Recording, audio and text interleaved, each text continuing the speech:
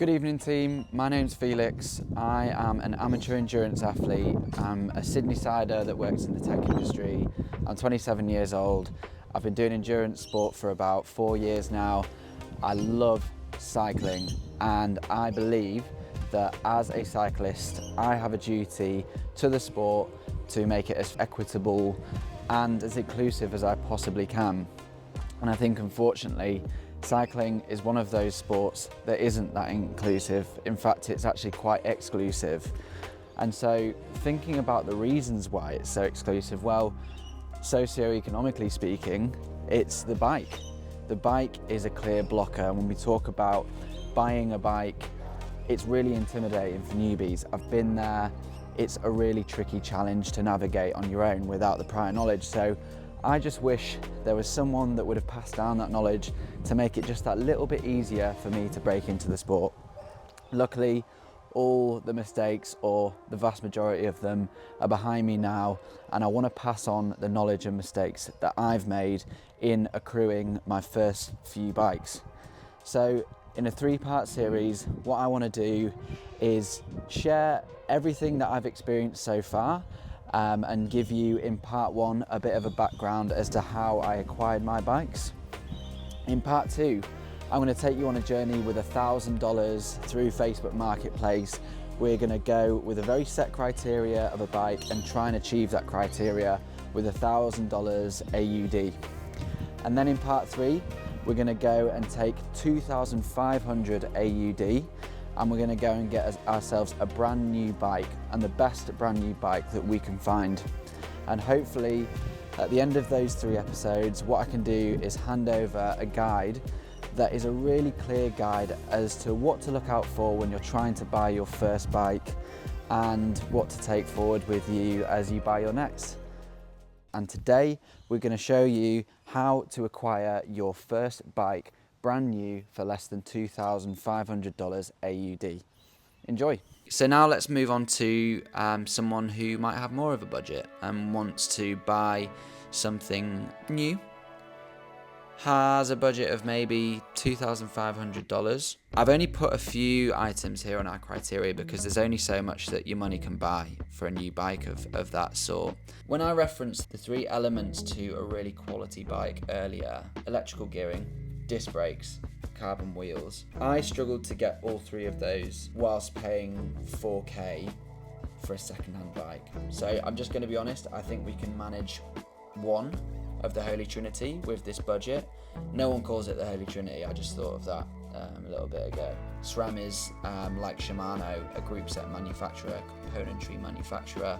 They call their electrical gearings ETAP, and Shimano call their electrical gearings Di2. So that's what this code language here. Disc brakes, carbon wheels, carbon frame, must look sexy.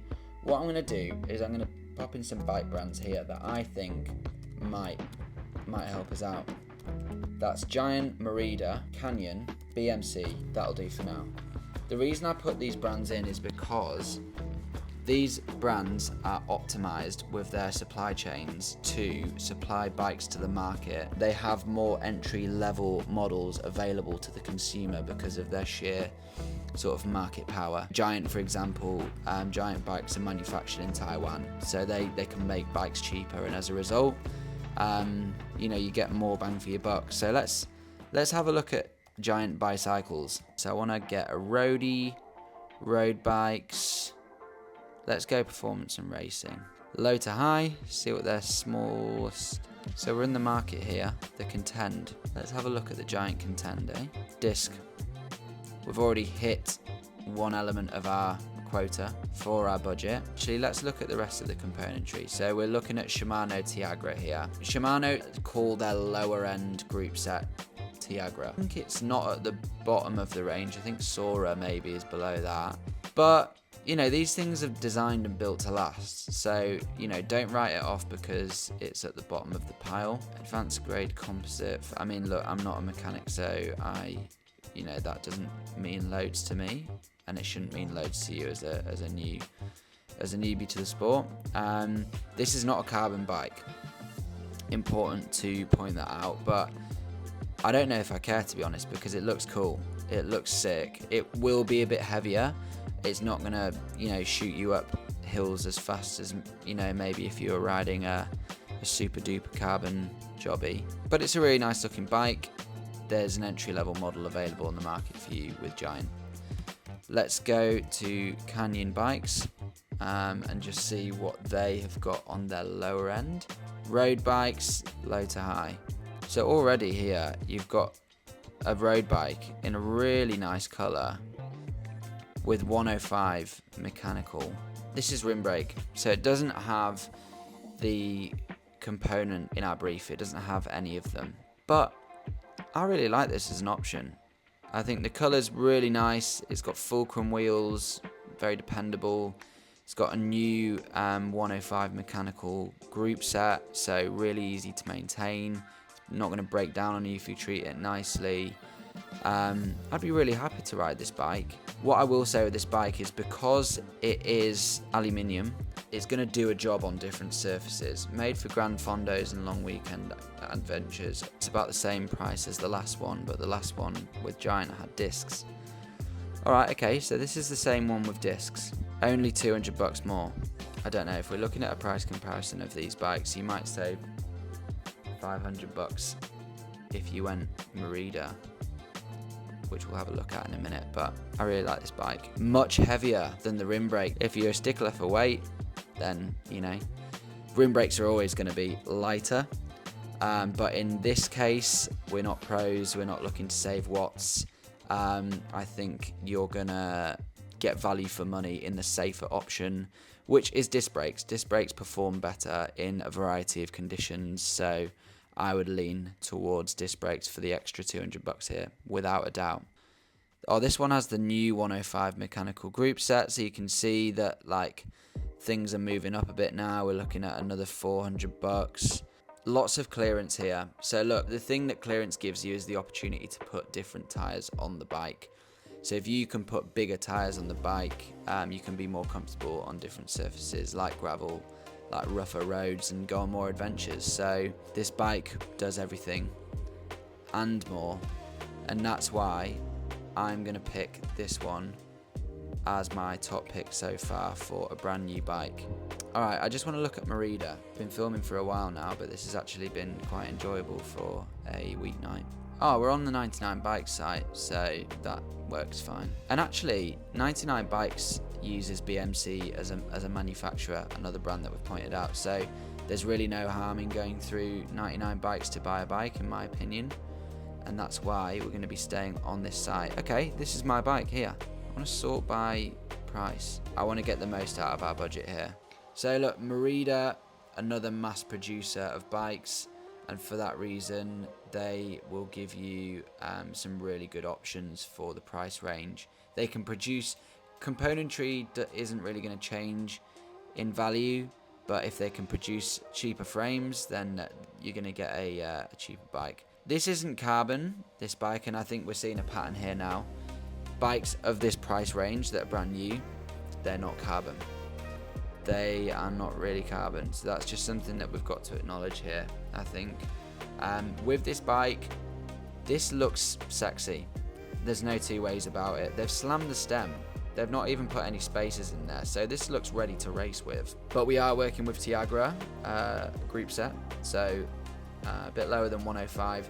To be honest, from what I've heard from mates that are mechanics, the only difference with these group sets really is the weight. And take what I say there with a pinch of salt. I think if you're looking at the top tier group sets, SRAM Force versus SRAM Red, SRAM Red is lighter. I don't know if there's a whole lot of difference in the functionality of the group set. I really like this bike. I think it's good, but I think we can get more out of our budget. Let's be fair to Merida, because we leveraged our budget with Canyon. This Sculptura Endurance has caught my eye, actually. Full price is $2.5K. Club price, well, I'm a club member, so alright, what are the specs? 105, I like it. Disc brakes, pretty sexy colour. I really like the stems of these Meridas, you can't really see it here. Yeah, really liked that that stem. It looked really neat and tidy, and it's quite a sexy looking bike, this one. So I'm also going to pop this down as a top contender. Okay, cool. I want to advocate for BMC, but give me the chance to advocate for you, BMC. Yeah, so this is their cheapest model, the SLR7. This is a carbon road bike. It looks really, really nice. It's got Tiagra and disc brakes, but it's 3,370, and that's the cheapest.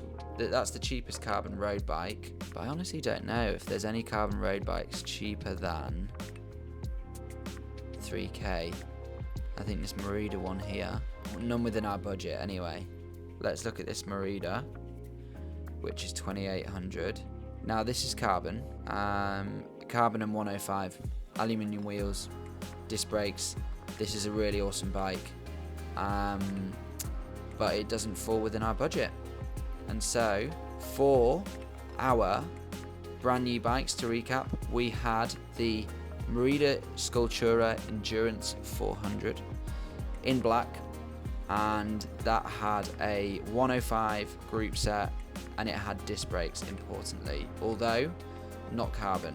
For our second roadie, brand new roadie, we had the Canyon Endurance 7, maximizing our budget close to the top range there. We had a 105 group set, some really nice fulcrum wheels, really just good looking bike. Canyon are going to deliver it to my door. Like, I trust their process and their brand. Lots of clearance. I can put different tires on it. I can really use this bike as an adventure bike. Like, I could cycle across Australia on this bike and be real. I'd choose to cycle across Australia on this bike rather than my current bike. And that's it. For me, the Canyon Endurance 7 takes it out as the bike that I would want to buy brand new if I was to have $2,500 AUD. Don't just take my word for it. There's thousands of bikes out there that could be the right one for you. But if you want to see my hypothesis, then the guide is live with this video. So please head through the guide, go back on what we've learned today, starting with my history with bikes. I hope that was a useful video for you, just to simply understand my learnings and my journey so far and how that's influenced the advice that I've given you through this series. Head back through part 2 where we bought a second-hand bike for $1,000. I truly think that if you're starting out in the sport, this is such an amazing place to start, because you really have the opportunity to trial this sport without spending a whole heap of money. And maybe the new bike for $2,500 comes after a year of riding a bike that was $750. And so you can read through my reasons why I picked the Trekker over the Specialized Tarmac. And then finally, you have a recap of today's video, as well as my learnings through this search. I actually thought that we were going to find a carbon bike, and to be honest, I don't think that there was a viable option in a carbon road bike that's brand new from a well-known brand, and so that's why we opted for the Endurance 7. Take a read through some of my decision making, and please be sure to also hit me up on Instagram, because I love talking through this stuff. And more importantly, I want to connect with my audience and community members who are really looking to get into this sport, because whilst I'm no expert, I do feel like I can help. I want to help. I want to do my part to make this sport a more welcoming place. So please hit me up, and with that, I'll see you next week.